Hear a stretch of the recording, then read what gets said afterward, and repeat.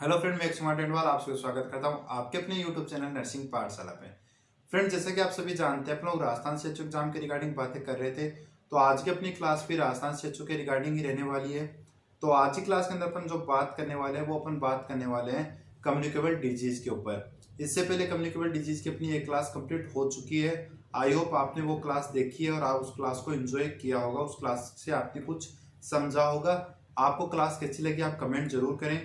तो आज का अपना जो कम्युनिकेबल डिजीज रहने वाली है वो रहने वाली है आपकी ट्यूबरकुलोसिस। ट्यूबरकुलोसिस से जो फर्स्ट क्वेश्चन बनता है वो बनता है पॉजिटिव ऑर्गेनिज्म से, कि जो ट्यूबरकुलोसिस है उसका पॉजिटिव ऑर्गेनिज्म कौन सा है। तो सभी को पता है फ्रेंड, ट्यूबरकुलोसिस का जो पॉजिटिव ऑर्गेनिज्म होता है वो माइक्रोबैक्टीरियम ट्यूबरकुलाई होता है या ट्यूबरकुलोसिस होता है। ठीक है फ्रेंड। देन बनता है जो क्वेश्चन बनता है वो बनता है इंक्यूबेशन पीरियड से। तो इंक्यूबेशन पीरियड से आपका जो आंसर रहेगा वो रहेगा 3 to 6 वीक। कि जो इंक्यूबेशन पीरियड होता है माइक्रोबैक्टीरियम ट्यूबरकुलाई या फिर कह सकते हैं अपन टीबी का या ट्यूबरकुलोसिस का, वो होता है आपका 3 to 6 वीक का होता है। ठीक है friend. Then mode of transmission की ये बैक्टीरिया वायरस जो बैक्टीरिया है वो एक इंडिविजुअल से दूसरे इंडिविजुअल में कैसे ट्रांसमिट होता है। तो ड्रॉपलेट के द्वारा होता है, जैसे मैंने खास दिया मेरे ड्रॉपलेट जो थे वो एयर में चले गया, फिर स्पुटम था, स्पुटम के थ्रू ये ट्रांसमिट हो गया, तो ये ड्रॉपलेट के द्वारा ट्रांसमिट होता है। ठीक है। देन जो क्वेश्चन निकल के आता है वो निकल के आता है कि आपका जो ट्यूबरकुलोसिस है वो अगर बर्ड्स के अंदर हो रहा है तो अपन उसको क्या बोलेंगे, और कैटल के अंदर हो रहा है तो क्या बोलेंगे।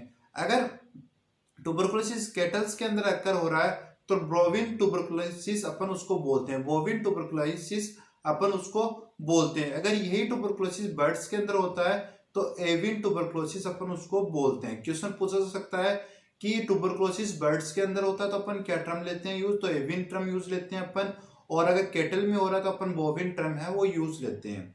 देन बात करते हैं WHO के बारे में कि WHO ने जो टीबी था उसको ग्लोबल इमरजेंसी डिजीज कब घोषित किया गया था, तो 1993 के अंदर 1993 के अंदर WHO ने ये कहा कि भाई जो आपकी ट्यूबरकुलोसिस है, टीबी है, वो ग्लोबली यानी पूरे विश्व के लिए एक इमरजेंसी चीज है, इसको जल्दी से ट्रीट करना चाहिए। तो यानी उसको ग्लोबल इमरजेंसी है, WHO ने घोषित कर दिया था 1993 के अंदर।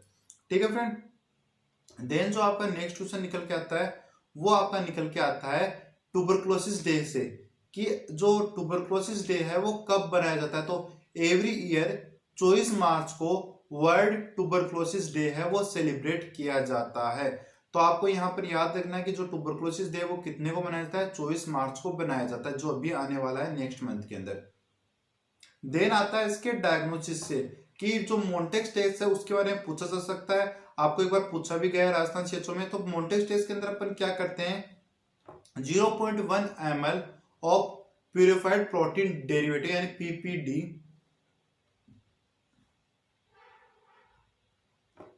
प्यूरिफाइड प्रोटीन डेरिवेटिव को अपन इंजेक्ट करते हैं इंट्राडर्मली फॉर्म आर्म के अंदर। ठीक है।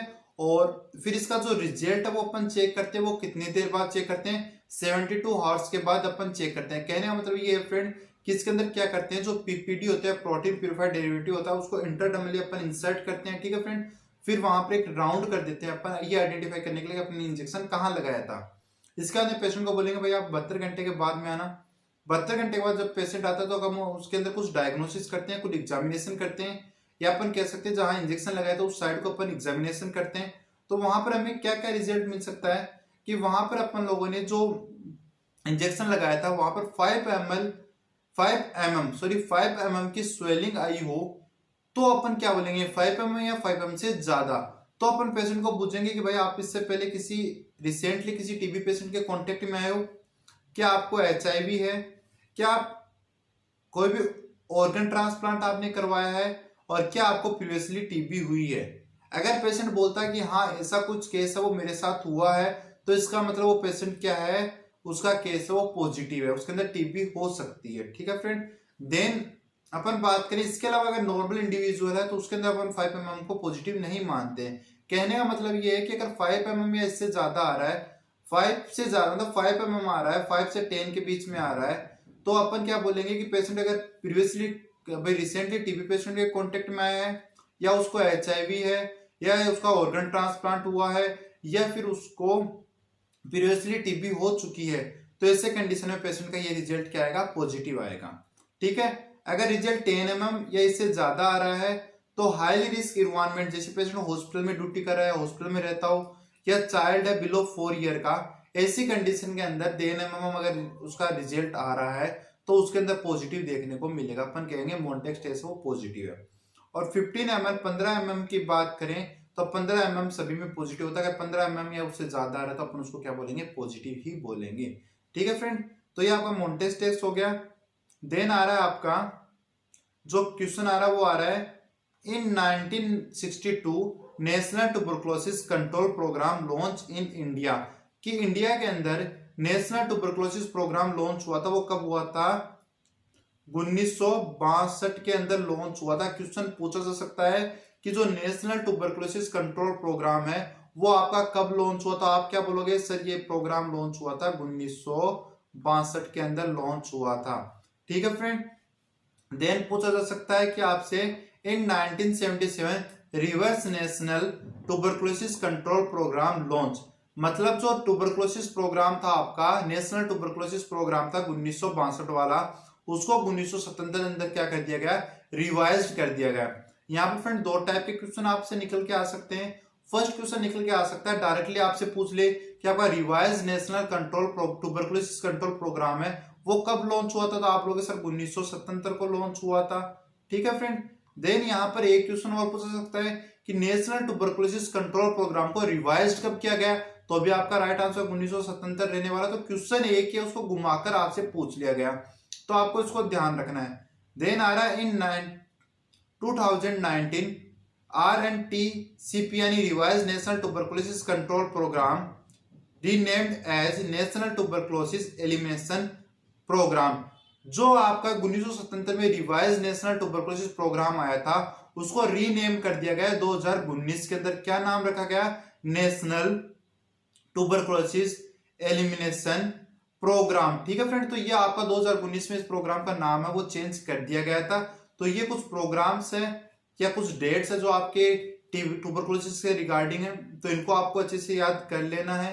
देन आपका जो नेक्स्ट क्वेश्चन आ रहा है वो आ रहा है आपका पोलियोमाइलाइटिस से। मैंने कहा था पिछले वाली क्लास के अंदर कि पोलियो के अंदर अपन में यहाँ पर आपको थोड़ा बहुत पढ़ा रहा हूँ, आगे अपन इस बारे में पढ़ेंगे। तो जो पॉजिटिव ऑर्गेनिज्म होता है वो पोलियो वायरस होता है, इंक्यूबेशन पीरियड 7 से 14 दिन का होता है, ट्रांसमिशन होता है वो फीको ओरल रूट से होता है। ठीक है फ्रेंड, देन नेक्स्ट जो क्वेश्चन आ रहा है वो आपका आ रहा है कि the last case of polio reported in India, कि इंडिया के अंदर पोलियो का लास्ट केस है वो कब रिपोर्ट किया गया था, तो 13 जनवरी 2011 को पोलियो का लास्ट केस वो अपने इंडिया के अंदर रिपोर्ट किया गया था। ठीक है फ्रेंड, देन जो नेक्स्ट क्वेश्चन आ रहा है वो आ रहा है आपका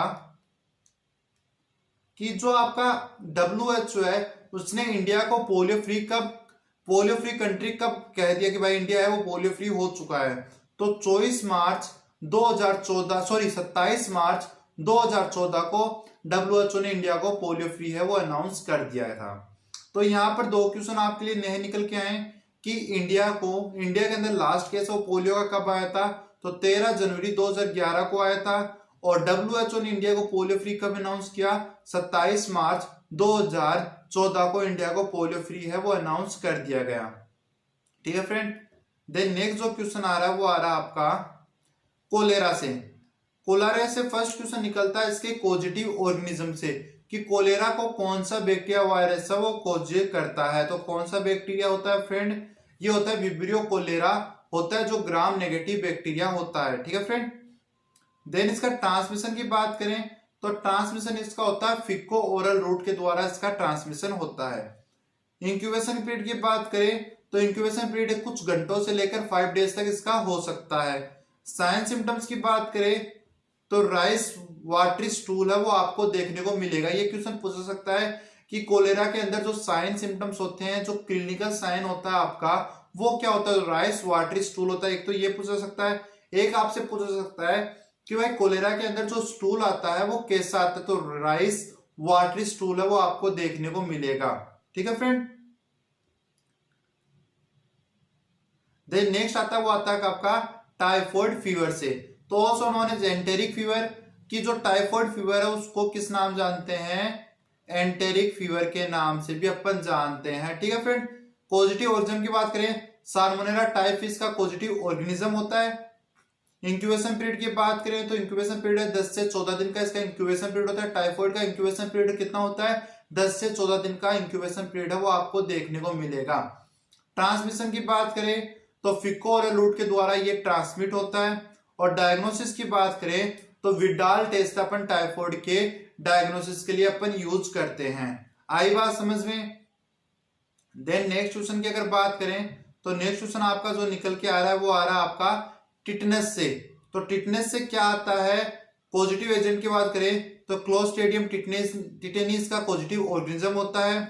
और इसका जो रिजर्वायर होता है वो सोइल, जो इन्फेक्टेड सोइल या डस्ट होती है वो होता है। ठीक है फ्रेंड। जैसे आपको नॉर्मली बात करें, आपको कोई चोट लग गई और चोट के आपने पहले अपन क्या करते थे, चोट लगती थी उसमें मिट्टी डाल लेते थे तो अपनी चोट है वो नॉर्मल अपनी सही हो जाती थी। लेकिन आज के टाइम में क्या है, जो सोइल है आपकी, डस्ट है वो इन्फेक्टेड है, उसमें कौन सा बैक्टीरिया रहता है आपका, जो क्लोस्ट्रिडियम है वो टिटेनी उसके अंदर प्रेजेंट होता है, वो आपके वुंड के अंदर जाता है और आपको जो टिटनेस है वो कोज कर देता है। ठीक है।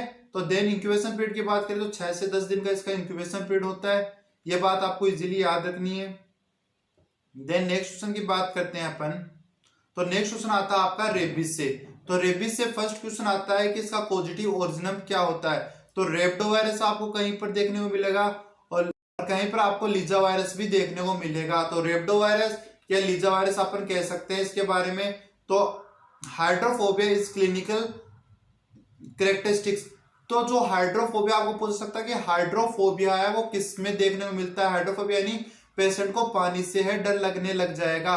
ठीक है फ्रेंड। तो हाइड्रोफोबिया आपके रेबीज के अंदर देखने को मिलता है। मोड ऑफ ट्रांसमिशन बात करें तो एनिमल बाइट से ये फैलता है।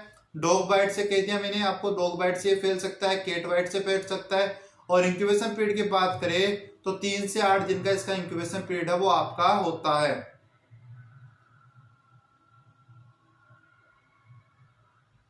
देन आपका नेक्स्ट क्वेश्चन आ रहा है वो आ रहा है एंटीनेटल विजिट से, कि एंटीनेटल विजिट है वो कितने होते हैं। तो टोटल एंटीनेटल विजिट कितने होते हैं? टोटल एंटीनेटल विजिट है वो 4 होते हैं। मतलब एक प्रेग्नेंट वुमेन को हॉस्पिटल में कितनी बार तो जाना ही चाहिए? 4 बार तो जाना ही चाहिए। फर्स्ट विजिट वो कब करेगी? फर्स्ट विजिट करेगी एज सून एज पॉसिबल, जब उसको पता चलेगी वो प्रेग्नेंट है तो वो जितनी जल्दी हो सके अपने हॉस्पिटल जाए और अपना चेकअप कराए। अपन कह सकते हैं उसको 12 वीक तक अब वो जा सकती है। सेकंड विजिट की बात करें, आपको अगर एज सुन एज पॉसिबल दिया गया हो तो इसको करेक्ट करेंगे, अगर ये नहीं मिलता तो आपको 12 वीक आपका राइट यहाँ पर रहने वाला है। सेकंड विजिट की बात करें तो सेकंड विजिट एक फीमेल कब करेगी? 14 से 26 वीक के बीच में करेगी। थर्ड विजिट कब करेगी?